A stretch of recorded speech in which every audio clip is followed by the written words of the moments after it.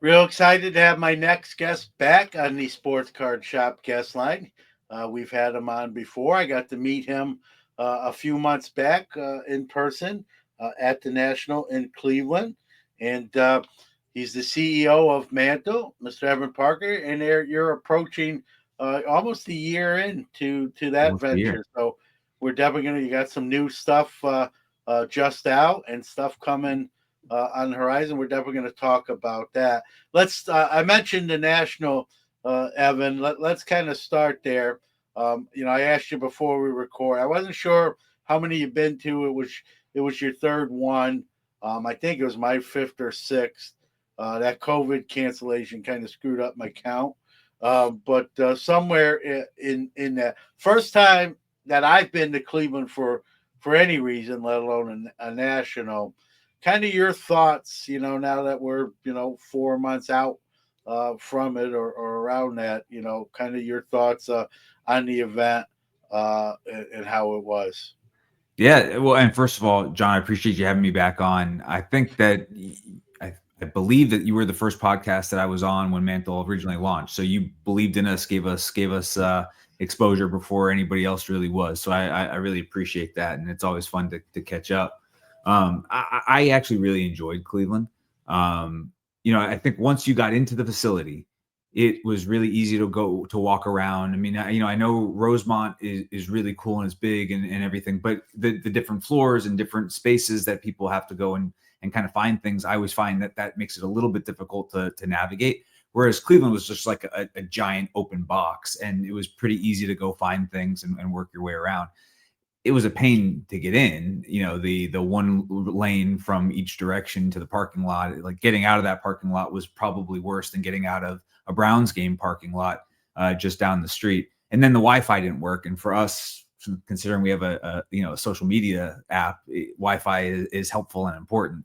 So that was a bummer. It was really hard to use, but I love the National. I think it's such a fun experience. You get to see cards that you'd never see before, memorabilia you would never see anywhere else. And then the best part, and I know you feel that similarly, is you get to see all these people that you follow on social media, you're connected to in different ways. And this is like the one or two times a year that we're all in the same place.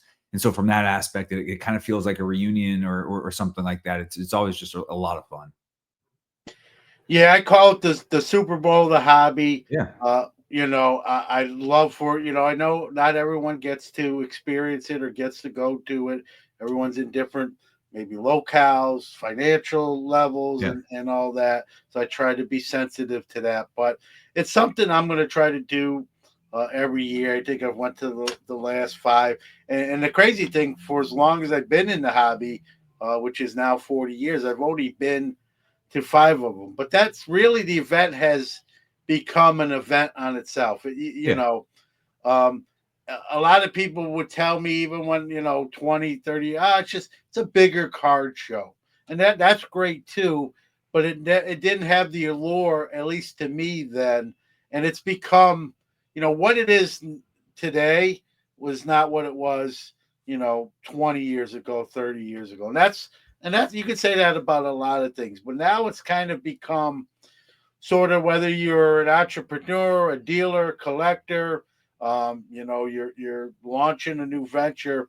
It's a great place to be to kind of Yeah. cover all those bases. And you made even the best point of all, right? It's that week we circle on our calendar where we know we're going to see our hobby friends Yeah. and people we've had relationships again, in some cases Yeah. again, and in some cases for the first time. Like for this national, it was the first time getting to meet you in person.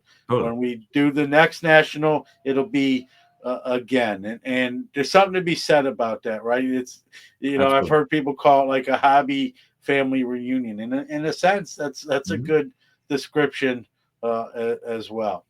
Yeah, I totally agree, and I think that if you work in the industry, you kind of have to go. It's just it's like any other, almost like a trade show versus a card show. You just feel like you've got to go. You take meetings, you interact with people. You have to be there. I think if you're just a collector and you go to card shows all the time, it's not easy to get to necessarily for everybody. It can be expensive.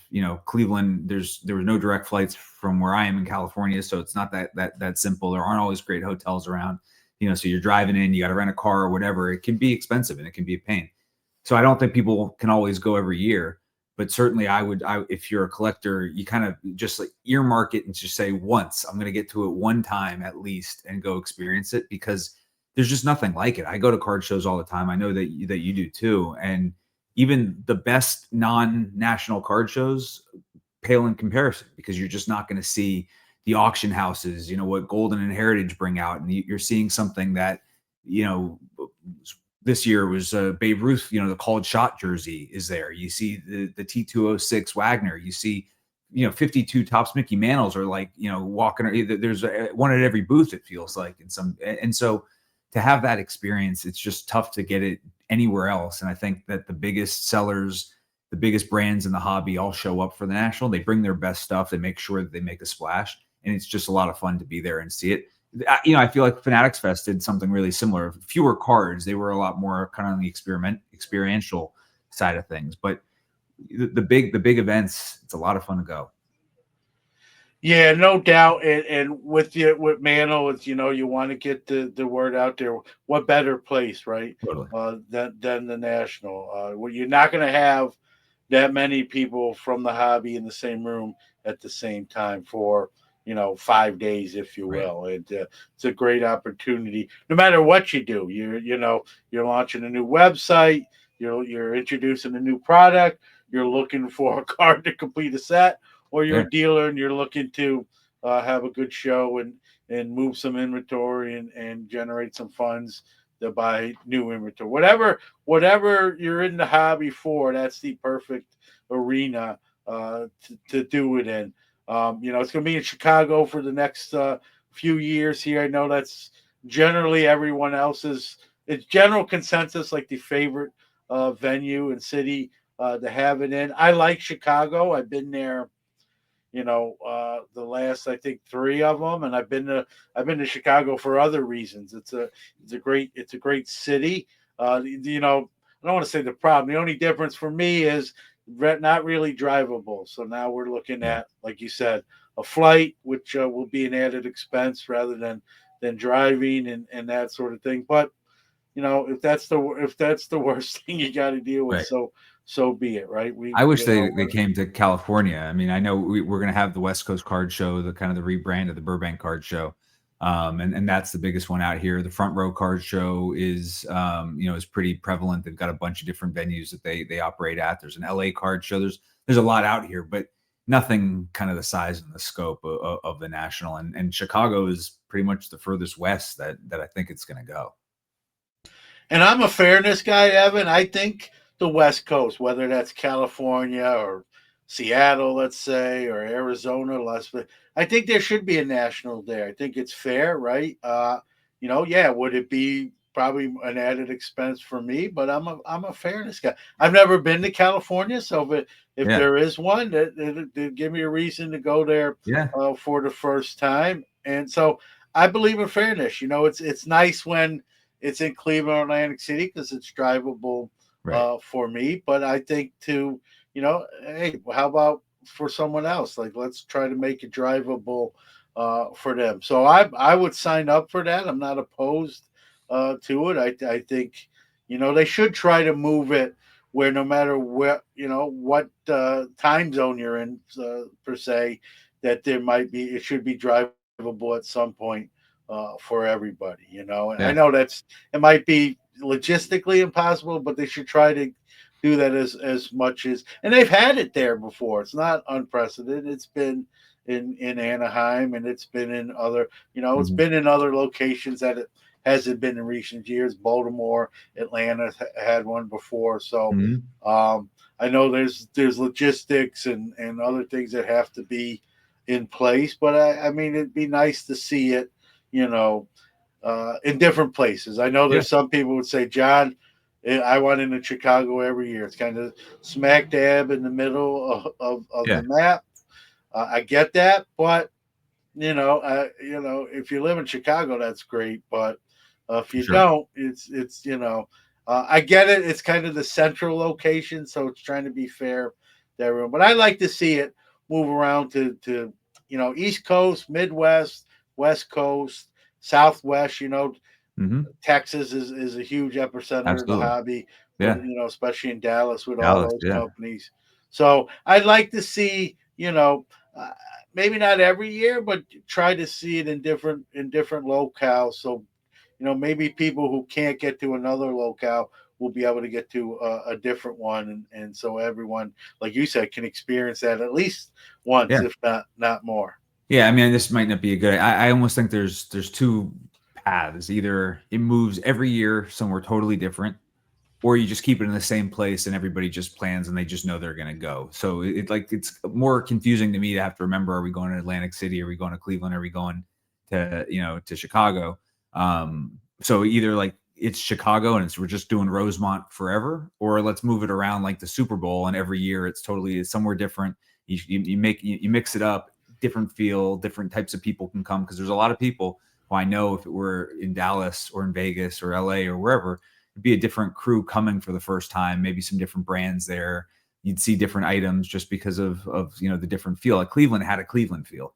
I saw a lot more Jim Thome stuff in Cleveland than I saw in Chicago the year before, where you see a bunch of Jordan stuff. And so it's cool to mix it up and move it around. Yeah, and I agree. So I mean, I'm for the latter. I rather see it be somewhere every year different. Yeah, In a rotation. I mean, it's got to come back. Chicago's kind of the consensus favorite right. spot, if you will, for the majority. So I get that.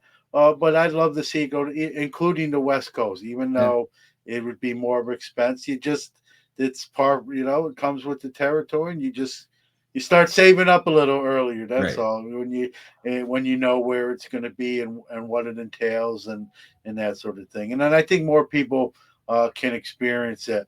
While it was your third national, you were there obviously as a collector, but also getting the word out Yeah, about Mantle. Kind of, you're kind of a two-pronged question here. February will be a year since you launched the site in the community.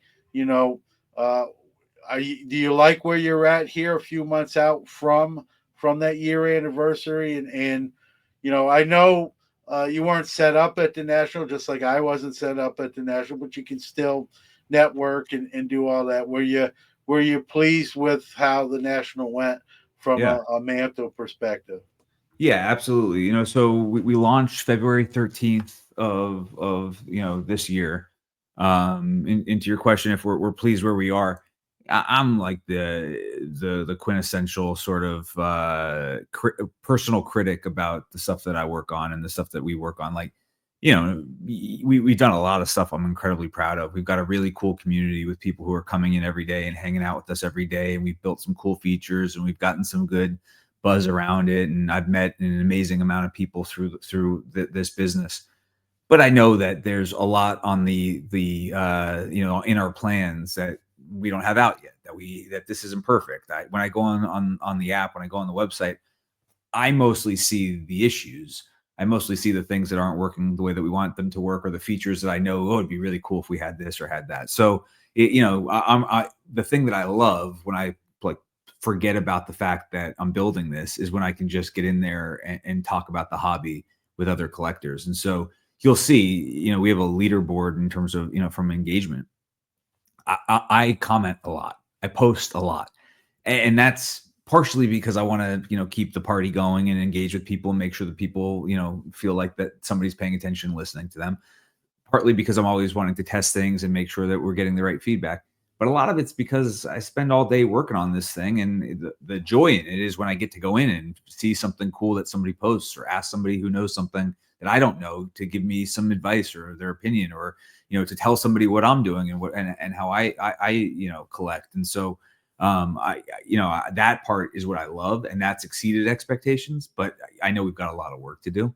And your question about the national this year relative to the year before, when we were in Rosemont, it was before we had launched. Nobody knew who we were. We didn't announce anything. It was just me, and I was going to walk. I got to walk around and meet a lot of people, and I got to check out as many booths as humanly possible, and just for a couple of days, mostly be a collector. And this year in Cleveland, even though we didn't have a booth, we were working. We were, I was wearing Mantel branded stuff. I was going up to talking to collectors. If you were already a member, give me feedback on what you like and don't like. If you weren't a member, hey, what can we get you to do to join? What would you be looking for? And business meetings and all that kind of stuff. I don't think I bought anything.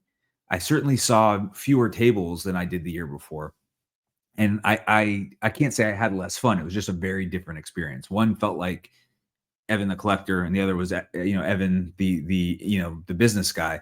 And Evan the collector is the reason why I'm doing this. That's the itch I want to scratch more than anything. So I'm hoping that as Mantle continues to grow, I'll be able to find maybe in Rosemont this year, I'll be able to find a little bit more time to hit a few tables and see what people have. Yeah, one thing I love too, Evan, you touched on that. You're a collector, right? So you're in charge of this, and there's something to be said. Let me put it this way. I'm more appreciative of a hobby entity when it's someone in the hobby that's Yeah. pulling the strings or in charge of it, because they have their finger on the pulse. They get it. We've seen examples, and I don't have to mention names here, but where people from outside the hobby have kind of been brought in position of power, leadership positions, and then things didn't always go so well. And I think in Mhm. defense of that person, I think they sort of started at a disadvantage point, because they not only did they had to learn whatever entity they were working for or hired by, they're trying to learn the hobby at the Yeah. same time, and that's double degree of Yeah. difficulty. I think it's never. I'm not saying it's easy, but I think it becomes easier when you're already familiar with the landscape Yeah. and the terrain. And in that case, you check those boxes. Would you kind of agree with that? Yeah, I would. The only absolutely easier when you are a collector, and if you're going to do this all day and you don't collect, it's probably not that fun of a job. It's like the reason why I like doing what I do is because this is the stuff that I'm interested in, anyways. And if I'm going to be spending the amount of time that I spend working and the amount of time that I spend interacting with other collectors, if it wasn't interesting to me and it was just I could be working at a bank, at the DMV, at a whatever, at a bakery. It doesn't matter. This is just a job. Like this is something I care about. So it's definitely a lot more fun. But what I've learned in the last year of doing this is, despite the fact that I'm a lifelong collector, despite the fact that I've got, cards from when I was a kid all the way up through cards that I've been buying for the last few years, I collect the way that I collect, and I've met a lot of people who collect in really different ways. And so I've had to learn, I'll be the first to say, I'm not a big hockey guy. I've had to learn a lot more about, upper deck and hockey cards than I was ever paying attention to before. I'm not a set collector. That's something that I've had to learn about. I don't flip. I join breaks, but I've never been a breaker, and I don't join a ton of breaks. So there's all these things about the hobby. It's such like a vast universe. And the thing that I love about it is that everybody I interact with collects in a different way. They like different things. They're in it for their own reasons. And I learn something from them, and I appreciate kind of the things that they appreciate. But it's been a huge education for me, because if I was just doing this the way that I like to do it, it would be just buying things for your PC, or ripping the occasional wax, just for kind of the fun and the hunt. And that would be the entirety of what Mantle is. And that would exclude a lot of people who'd say, well, what about me? I'm a set guy. What about me? I like vintage, or I like non-sports, or I like this or like that. And so I'm like drinking from the fire hose, because I realize, despite the fact that I am very familiar with going to a card show or a card shop, I'm very familiar with opening packs, I'm very familiar with the card world.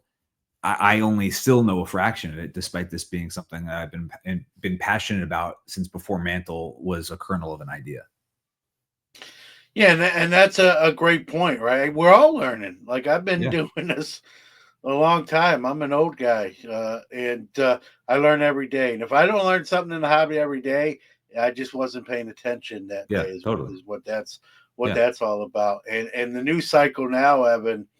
As someone who's been in this a long time, the hobby moves a lot faster, oh, it's news amazing. cycle wise Yeah, today than even 10 years ago, let alone 20 or 30 yeah, years ago. And so, with new innovations, new technology advancing, yeah, things are happening fast. And so, um, you have to learn. You have to learn, or you're gonna fall a little bit Yeah, behind. So totally. when someone says, "Oh, I didn't learn anything," I said, either you didn't try, or Right, you just weren't, doing any hobby stuff at that moment. And there's nothing right. wrong with that. There's weekends, Evan, where and I've talked about this on the podcast. Like, I just need to decompress. So like, hey, this weekend I'm not doing any card related stuff. I've kind Mhm. of done my recording. It's all set. I'm gonna like just kind of take a break and then come back and jump back on the horse. And nothing wrong with that. But if you're active, you're gonna learn, because there's just too much going on not Yeah. to, just by osmosis, you're gonna figure some stuff out. Totally, and it's the fun part, right? Like, I Yeah. think that's what I love about it, is just all the different things that I can learn and get exposed to that I wouldn't necessarily otherwise know. I think collectors are pretty curious by nature. I mean, if you're gonna spend the time to research and find things, and, you have to like the sports to begin with, and you have to, or whatever you collect, Disney or Pokemon or whatever, you have to have interest in something, and then you have to want to go and learn about it so you can figure out what you should buy or how you should buy it, how to get something graded, or where to go.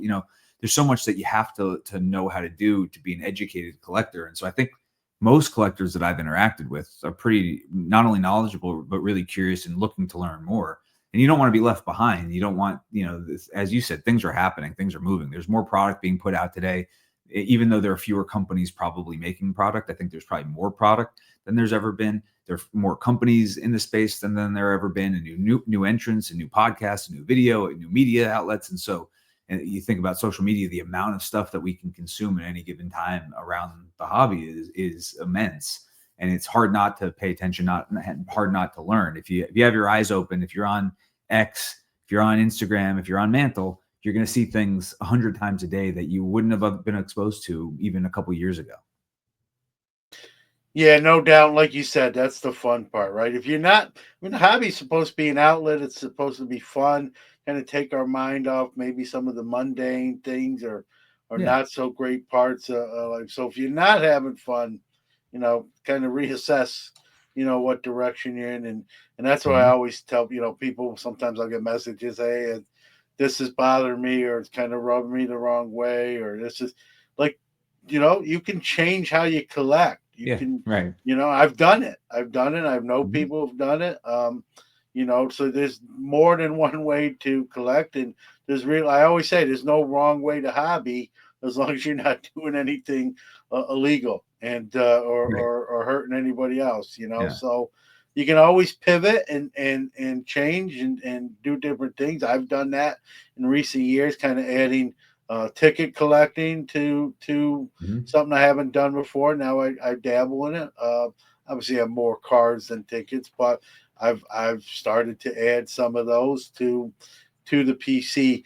Has, in the almost year here with Mantle, has it changed how you collect as a collector, Evan? Like, has being involved with the site and the community sort of influenced how you hobby, I guess, is a short way of putting Yeah, it. I think so. I'm certainly exposed to a lot more in categories that I didn't know much about before. And so if I see something on the platform from somebody who's really knowledgeable and interesting, then it may get me excited about something that I didn't know about before. So like art cards, for instance, is something that I didn't really pay attention to up until Mantle started. And I've had the ability through the platform to meet a bunch of different artists, whether it be, Piggy Banks or Card Carver, or Zach Nigett, who's got a really cool brand that he just launched in that space. There's just a lot of guys doing really interesting things in the art space. I've got a card being made now by a guy, Kev Cards, that I met on Mantle, and he's making something custom for me that I'm excited about. So that's something that I didn't know a thing about before. Certainly the local card shops by me don't have art cards, and I wasn't exposed to it in the same way. Um, but I think the things that I truly feel like that I PC, it's a lot of Dodgers. It's a lot of anything LA kind of related or with a connection to my life. And that stuff hasn't changed. The stuff that when I'm like saving up to go get a PC card, it's the same card that I wanted before. Maybe I finally am able to get it now, but it's the exact same way that I was collecting beforehand, because that's just that's what I love. It's why I'm interested in it. And every time I can add, like, check something off the PC list and say I finally got this card, like, it's something that if I could tell myself from a year ago before Mantle launched, or 5 years ago from before Mantle was an idea, it'd be a card that I would have said, if I ever have a chance to get that, if I can afford it, if I can get it, whatever, like, sign me up. And one thing I love about Mano, and I use it. I've been a little slacked off on it recently. We're going to talk about something that is out now that might you know get more people involved, Mhm. which would be good. But you said that from the early on, like, you want this to be for different, for whoever collects whatever you collect. Yeah. And I when you said that, you know, I thought that was really cool because sometimes that isn't always the case with a new venture. And again, to each their own. I'm not saying, but you sort of want it to be for as many people who collect whatever it is you may collect.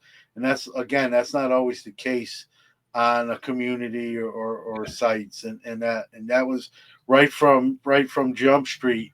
That was something that Yeah. was important to you and that you wanted to make known. And I think people appreciate that. Not everyone, maybe like you said, maybe there's people who just collect art cards, or who Mhm. knows, Yeah. what they might collect. And so the platform can be for anyone who wants to share what they collect and enjoy, and then grow that community even larger than it already is. And I think Yeah.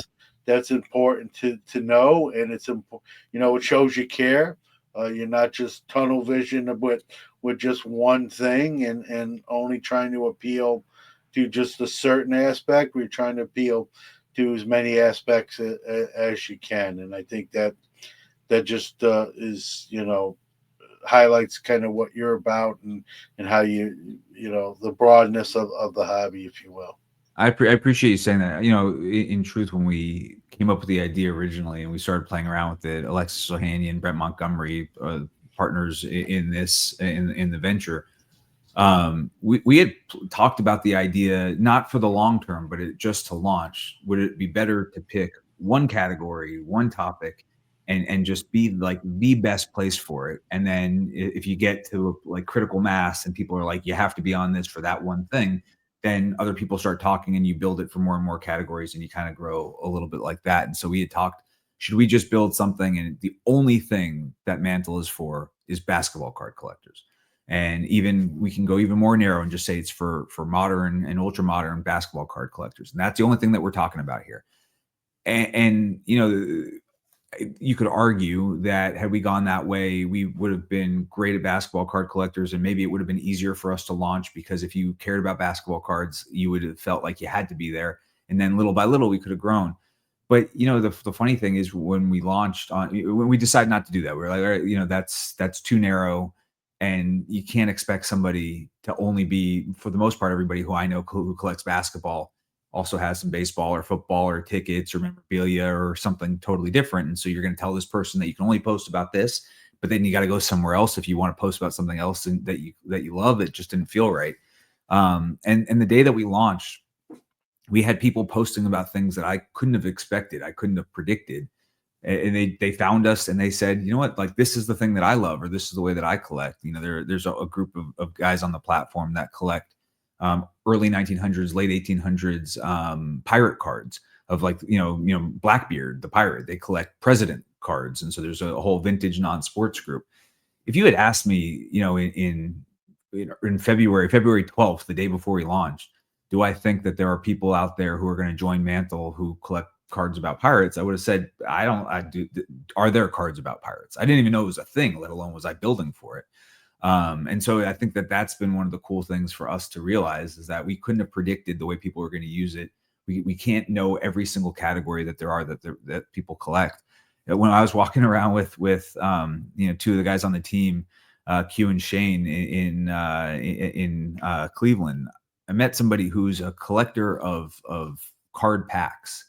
He saw that I forgot which one of us bought some wax, and we were opening up some cards, and the guy came up to us and he's like, do you want the pack, just the physical, no cards in it, just give me the wrapper, when you're done with it, because I collect the wrappers and I don't have a wrapper from that set. And I'm not talking about like, this wasn't, 58 Bowman wrapper or anything like that. It was probably, 2023 Topps update. Nothing rare, nothing that special, but that's what he collected. And you can't presume to know how everybody's going to approach the way that they collect it. If Yeah, somebody collects it. yeah, he collected it, and he didn't have that, and he knew Yeah. you were to probably just throw that away. That was But just hey, a topic. Totally. I can now check it off my list without Right. necessarily having to buy a box or Right. a pack. And there are people. It's a great point, Evan. There are people who collect wrappers. There are people who collect empty boxes of Yeah. products from vintage era all the way up to. I know a gentleman who's trying to get the Topps run of every flagship Cool. box from the first, Topps release to whatever the current one I love that. is. And he's got some holes to fill, but that's what he does, and that's how he enjoys collecting in the hobby. And again, to each their own, and that's where this platform can help people, because if someone else is doing the same thing, and hey, I got an extra of this and you have an extra of that, let's make Right. a trade, or where this person has it and you can direct them, like talk to him, and you might be Mhm. able to acquire it. And there is, for as long, like, again, I'm the old man on the porch here, but for as long as I've done it, right, there's new wrinkles and new ways to Mhm. collect things, and especially when you factor in non-sports. I know Right. people collect like Olympic people who were played in like the Olympic games. Yeah. You have like you said, presidential Mhm. figures, actors have appeared, um, I met somebody a on couple days cardboard. ago who he collects two sports stars. And Yep. so it doesn't matter, it could be Jackie Robinson would qualify, based on Yeah, Bo football Jackson, and Deion Sanders, yep, right. There's so and many, others. right. And that's how he collects. So everybody just does it differently. And that's, for me, that's the fun part. Yeah, to me, that's the beauty of the hobby, is you have Yeah, so many choices, and even if you get bored of one, you can try something else, and then absolutely. always come back. You can Yeah. always move around the hobby, navigate the hobby Yeah. as you see fit. You know, you kind of touched on it. We have Fanatics kind of here. Some of the licensing is going to fall their way here in the next year or two, and they're Hmm. going to really, out of the four major sports, they're going to have 75% control Right. of that. I'm sort of old fashioned. I grew up in Brooklyn, New York, as a Tops kid with Tops in my backyard. Where it's funny because I grew up where Tops sort of controlled the market, and Hmm. then that changed when new companies came along: Fleer, Upper Right. Deck, Donruss, Score, Pacific. The list goes on and on. I'm leaving people off, not on purpose, but various companies were making like the same sport and competing against Hmm. each other. I don't know if we'll ever see that again, Yeah. I Evan. don't I'd think so. like to, from a selfish point of view. I'd Yeah. love to. So I'm a little, cautious here with Fanatics slash Top. Sort of three-fourths of the market's going to be, in their column. Hmm. Kind of your thoughts on that. As a collector too, yourself is, Yeah.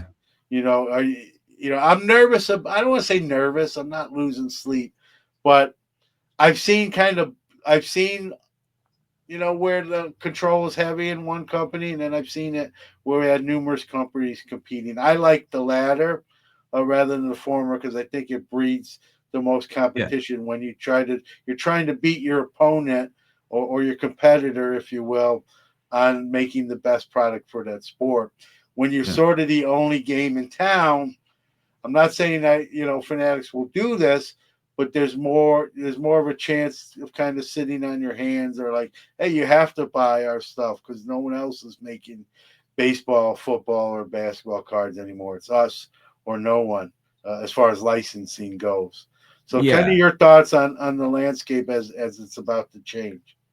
Yeah, I grew up in the junk wax. You know, when I was a kid, I collected baseball, but basketball was my kind of favorite category.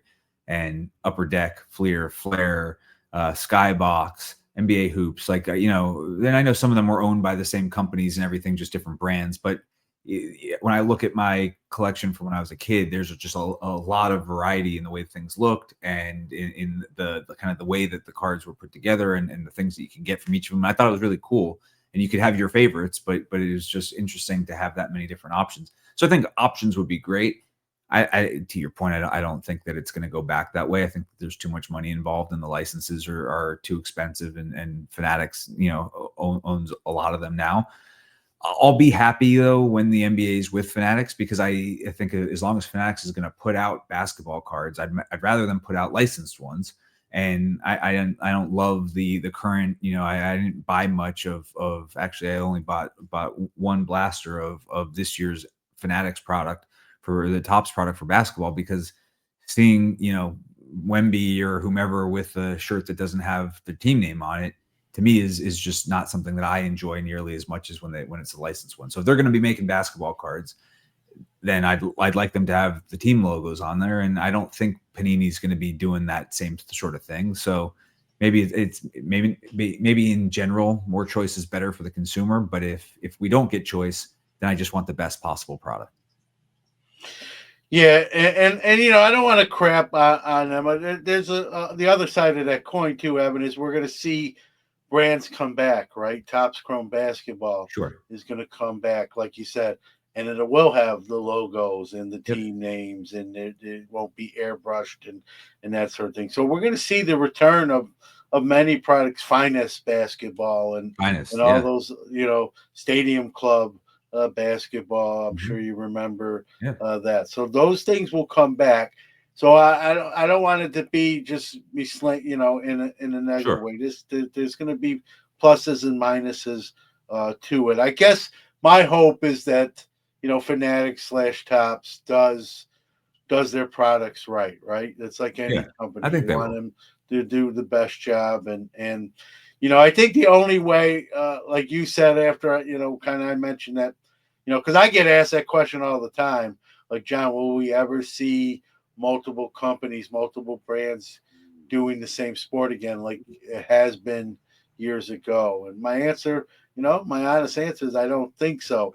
I think the only way that happens, and I'm not saying I'm even rooting for this. I don't.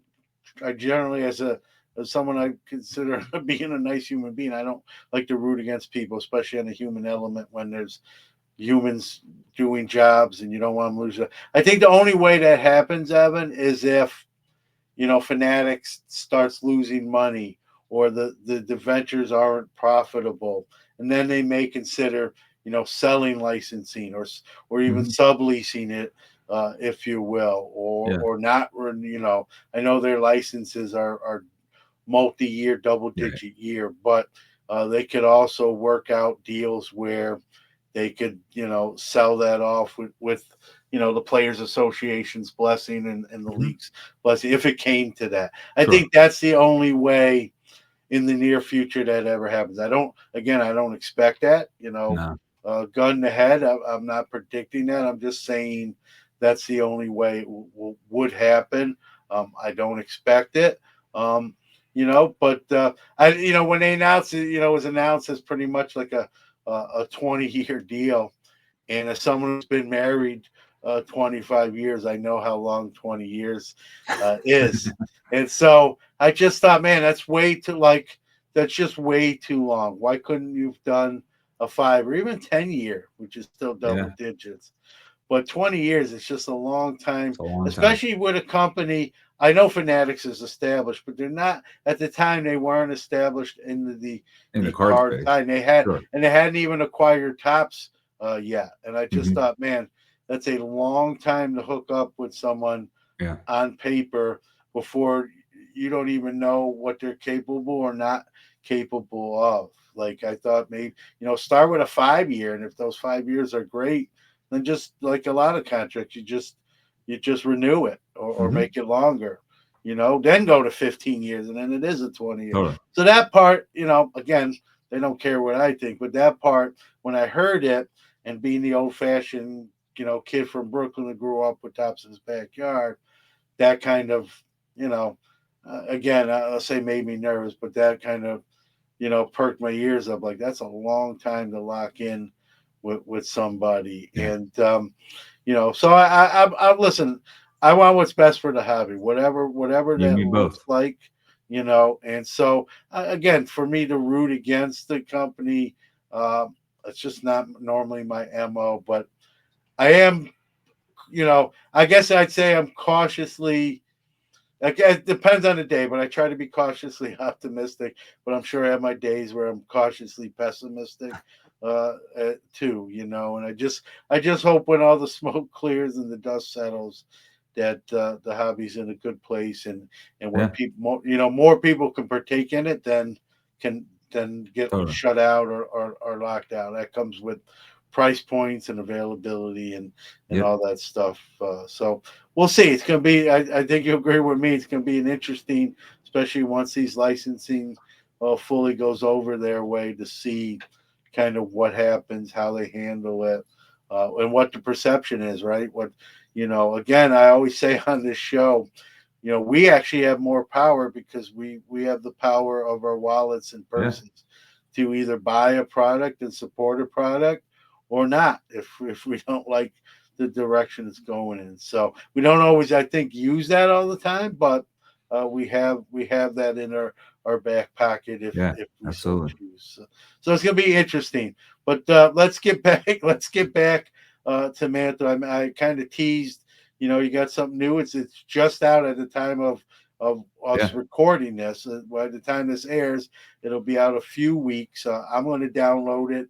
Yeah, I kind of wanted to talk to you without playing with it first, and Yeah. that way you can do more of the talking than me. But the first the first edition of the app, which Yeah. I think is very cool. And I'll be downloading it after we're done tonight, and playing with it. And I mean, we're in a social world, and apps we all have them on our phones and laptops, and it's just second nature. Kind of talk about leading up to the launch. It's now live. It's on not only iOS but Android as well. I'm Mhm. an Android guy, so sometimes that's not always the case. So kudos there for covering both of those Yeah. sides.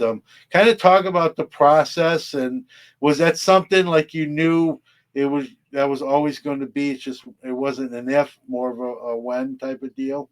Yeah, it was always a win. When we got to, I'll tell you, in the National and Fanatics Fest, we talked to a lot of users and a lot of potential users, and the number one question that we got from everybody was, "When's the app coming out?" Because going to a website works if you're sitting at a desk and at a computer, but it's not as easy on the phone. And 70% of our users were using Mantle on the phone in an experience that wasn't built for the phone. And so we just realized in those conversations that while we always knew we were eventually going to have an app, it was further down the line when we were going to build it. But at the National Fanatics Fest over the summer, it was clear, if we want this to work, if we want people to use it as much as we want them to use it, let's give it to them in the easiest form possible, which is a mobile app. I want them to be able to open up their phone and see our icon and click on it because they are excited to see what's new there. I want to be able to send them push alerts if they follow Sports Card Nation, and they want to see that John just posted something. I want that to be something that they get as an alert on their phone, that they should go open it up and go see what's new. So it was something we knew was going to happen. We're really excited that it's out. The whole thing is free. It's on Android. It's on iOS. It's in the App Store now.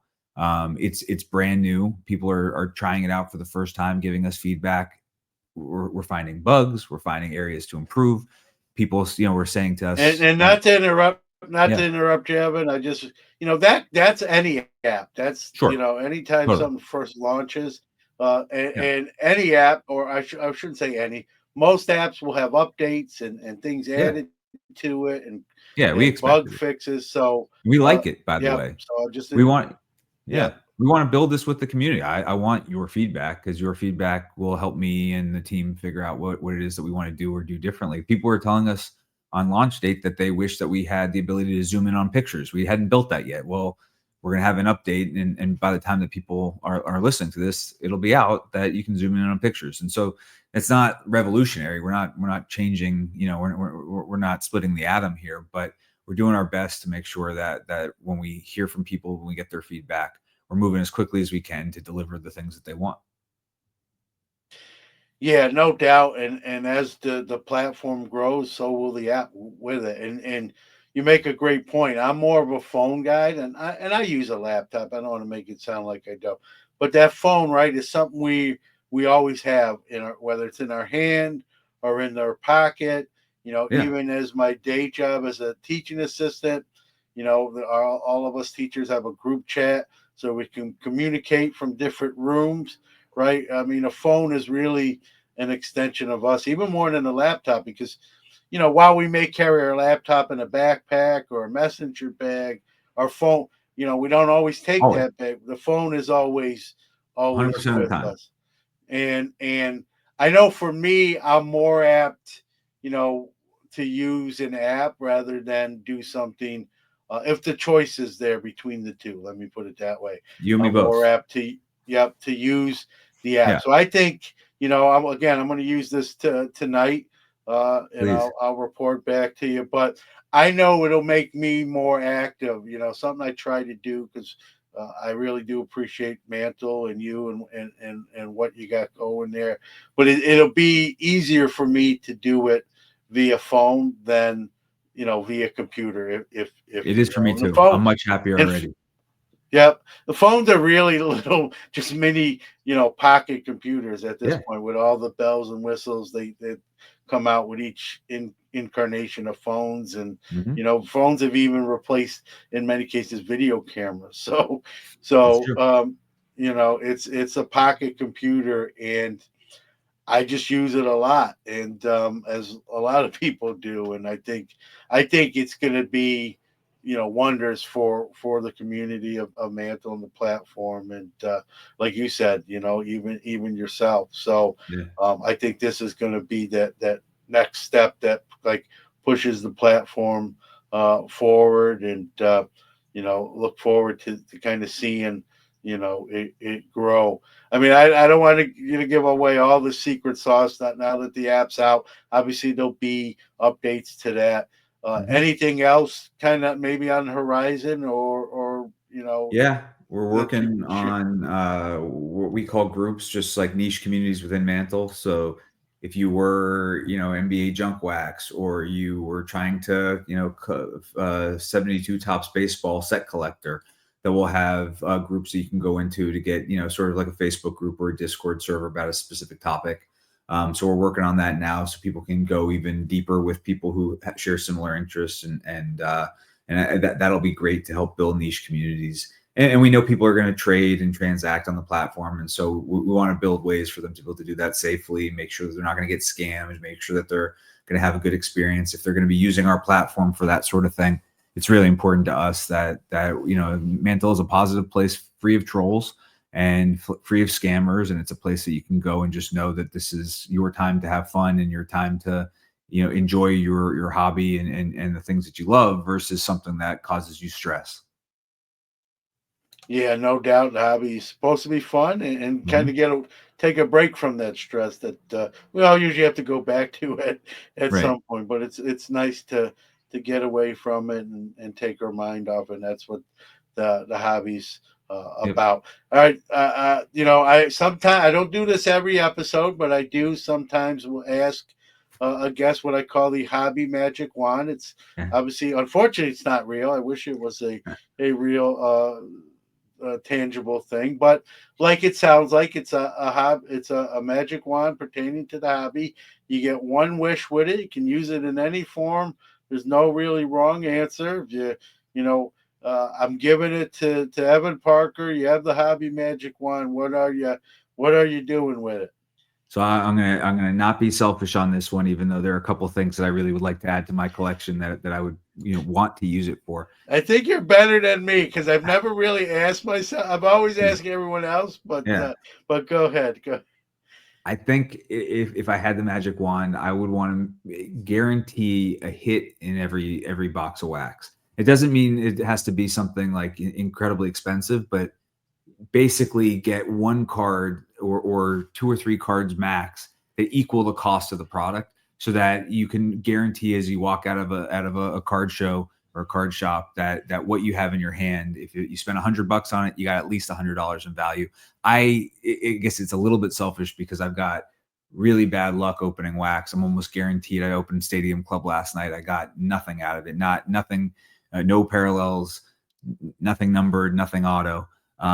So I just wish that wasn't the case, and I think it'd make people feel a lot better about opening wax to begin with if you just knew I might not get something that's worth thousands of dollars, but I probably have at least $100, $150 worth of product in here for $100, $150 hobby box or retail blast or whatever it is. I love that. I love that because that encompasses, all of us, right? That Yeah, do open wax or open packs, and I agree. I always say, like, listen, the funnest, one of the most funnest things you can do in this hobby is open a pack of cards.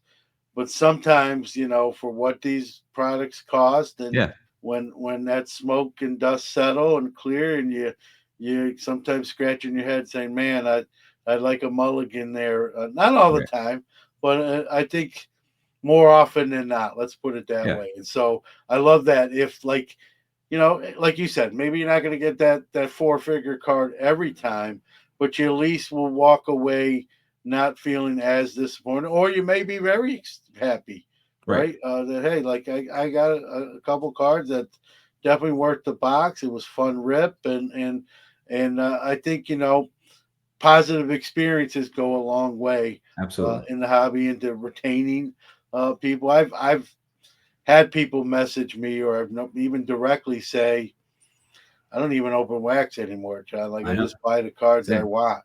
And Yeah, so, totally. and as someone has opened a lot of packs in their lifetime, that's a lot of fun. It's an Hmm. adrenaline rush and going through the cards and seeing what the next one is.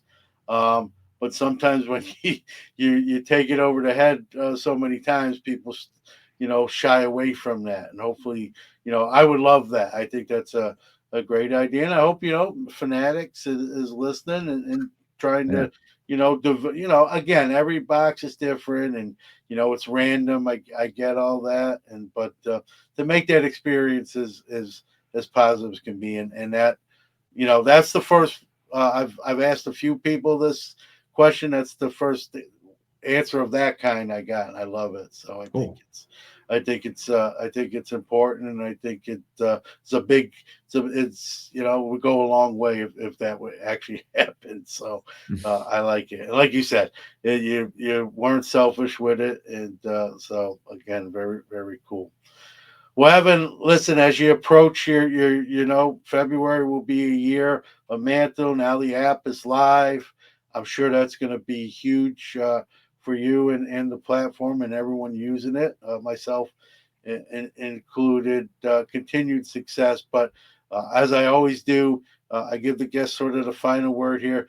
Give out socials where people can Yep. find Mano, find you, find the app. No, Yep. take as much time as you need here. Get that information out to everyone listening. I appreciate it, John. So we're at ONMANTEL, spelled like the mantelpiece, MANTEL. So on Mantle on all the social channels. If you go to the App Store in Google, if you go to the App Store in iOS, it's the Mantle. Just type in Mantle into the search bar, and our app will come up. And then we're on mantle.com if you want to check us out on the website. Again, everything's free. Grab a username. A lot of good usernames are left. It's not like you can probably get your own name in a way that you can't on a lot of these other sites. So it's a really fun, non-toxic experience that you can just geek out with other collectors. And I hope people give us a shot and come hang out.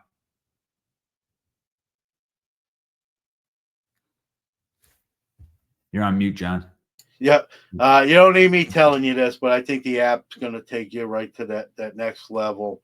I know, from me being a little bit in, as a human being, where I think we're inherently lazy. I might be a little bit more than the average guy, but the app's gonna, I think that'll make the ease of use for everyone, including myself, I hope so. Yeah, more. I I, appreciate I that. expect I expect you're going to see even more activity than you're already getting. And like I said earlier in the conversation, for folks listening, well, whatever you collect, right, this platform will Yeah, have your bases covered, and it's gonna grow. It's already growing. I think the app will expedite that even more so. So again, continued success, and I'll have you on again, and we'll kind really. of we'll talk about what's next, and where Mantle is at that time.